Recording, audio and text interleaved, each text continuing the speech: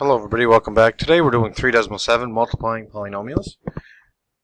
So what we're going to do is we're going to use our strategy we learned with distributive property, and we're going to multiply. In this case we have a binomial by a trinomial. Alright, so that means we're going to end up with 2 terms times 3 terms, so we'll end up with 6 terms. Some of those terms will be like terms and we'll be able to combine them. So you'll see what I mean here in a minute. So remember, the first term in the first binomial is multiplied by all the terms in the second binomial. And then we're going to add the second term, this is an add here, plus 5. And that will be multiplied by all the terms in the second binomial. Alright? I usually sometimes I'll skip this step, and that's fine. It's completely up to you how you want to approach this question. But this is just showing that. So now I'm going to multiply the first term by each of the 3 terms in the second. It's a trinomial. I know I said binomials. These are polynomials because it's 2 or more, right? Well, and a monomial could be as well. But we're just going to multiply them all out, right? So when we do that, we end up with equal. It's going to equal 2h multiplied by h squared, and then plus, because if coefficient in front, plus the 2h multiplied by the 3h, and plus the 2h multiplied by the negative 4. So the first term in the first binomial gets multiplied by all 3 terms in the trinomial. Okay? Then we do the same thing with the 5. So the 5 is the second term in the first binomial, and that has to be multiplied by each of the terms as well. Right? So I'll steal this. Actually steal that, and then just change out these to 5. 5 times h squared, 5 times 3h, and 5 times negative 4. So the 2h gets multiplied by each term, the trinomial, and then the 5 gets multiplied by each term. So you notice we have 6 terms. 1, 2, 3, 4, 5, 6. Now remember we got to multiply these out and then collect like terms. Alright? So I'm going to take this line, I'm going to recopy it, and then I'm going to multiply them. So 2h multiplied by h squared ends up being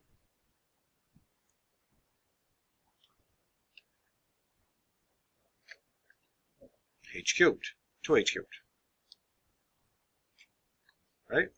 And 2h times 3h becomes 6h squared. 6h squared.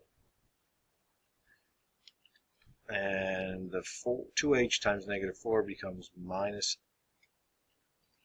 8h. The 5 gets multiplied by the h squared, becomes 5h squared. 5 multiplies by the 3h becomes 15h, and negative 4 times 5, or 5 times negative 4 is minus 4. And you're not finished here because you'll notice that there's 2h squareds and 2h's, so that have to be combined. They should be combined like terms. So the 2h cubed is left alone. The 6h and the 5h are added together and become 11h squared, so that's gone. The negative 8h plus the 15h becomes 7h, so plus 7h, and then the minus 20 is all on there, finished. So 2h plus 5 multiplied by h squared plus 3h minus 4 becomes 2h cubed plus 11h squared plus 7h minus 20. In example 1b, we have a trinomial multiplied by a trinomial. So this is going to be quite large. Alright. So just bear with me as I type this through. It's going to be, like I said, a little bit larger than the previous example, just because you're going to end up with 9 terms, right? 3 times 3. So the first one we have minus 3 f squared. And that needs to be multiplied by every term here. Okay. And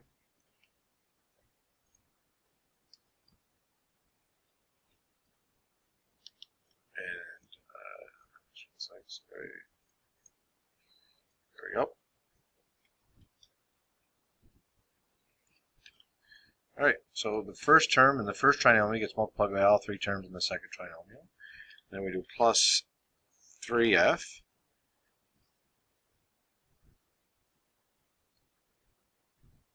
And the second term in the first trinomial gets multiplied by all three terms. So we multiply all these again. Perfect. And then the minus 2 gets multiplied by all the terms again.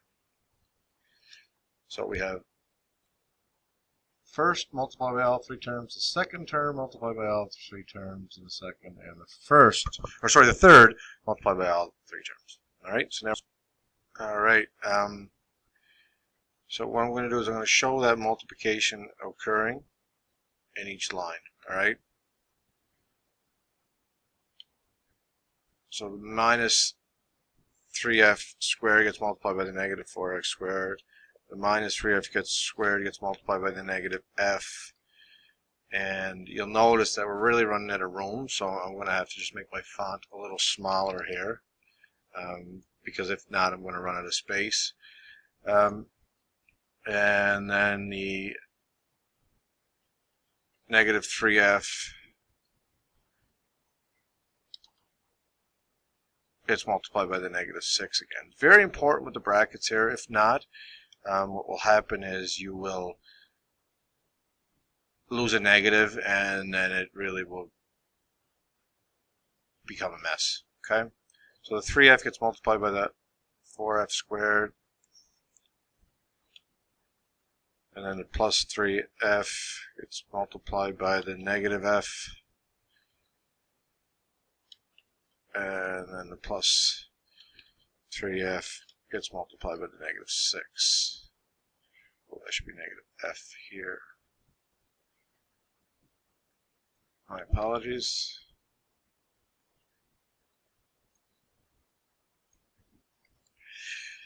And then the negative 2 is the same thing. Negative 2 gets multiplied by the 4f squared. And then the negative 2 gets multiplied by the negative f. And the negative 2 gets multiplied by the negative 6. So as you can see from this, it is very busy. So then we're going to have to keep multiplying through. So the next one we're going to do is we'll do the negative 3f squared multiplied by the negative f. So a negative multiplied by a negative is a positive, and then becomes 3f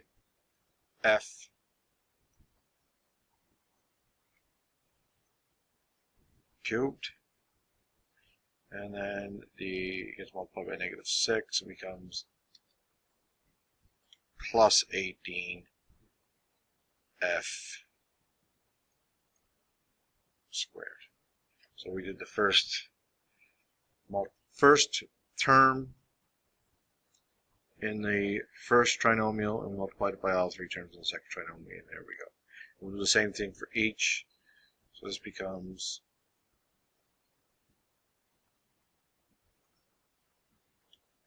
3f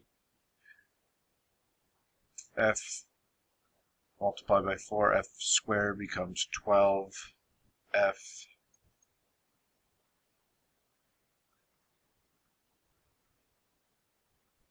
cubed. And then the 3f multiplied by the negative f becomes negative 3f squared minus 3f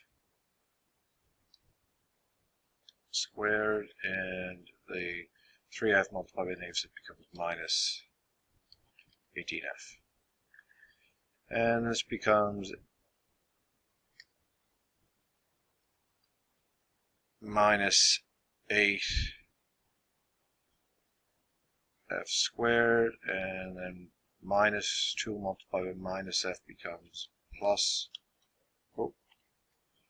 2f, and minus 2 multiplied by minus 6 becomes plus 1. And we don't leave it like this. We do end up with 9, so you want to double check. We do have 9 terms, 3, 6, 9. But there are some like terms that you want to combine. So we got to be careful here. So the negative 12f to the power 4, it's the only one raised to the power of 4, so we leave it. The cube, there's two cubes. There's a 3f cubed and a 12f cubed. So that becomes 15f cubed when we combine those. There's three squared terms. There's an 18f squared, a minus 3f squared, and a minus 8f squared. So that would be 18f squared minus 11f squared. So it becomes 7f squared. So we can get rid of the f squared terms. And we have two f terms, negative 18 plus 2. So that's going to become negative 16. And then the plus 12. And you're finished. You end up with 5 terms here. F to the power of 4, f cubed, f squared, f, and then your constant. And you're finished with that one. There is a check your understanding question for these. Okay, there's your check your understanding, and there's your answers for those. Okay, when we come back in the next video, we'll look at example 2. We're multiplying polynomials in more than one variable. So I'll show you how to do some of those. Okay. So we'll see you again in 3.7 part 2 when we do the example 2. Thanks everybody, and we'll talk again soon.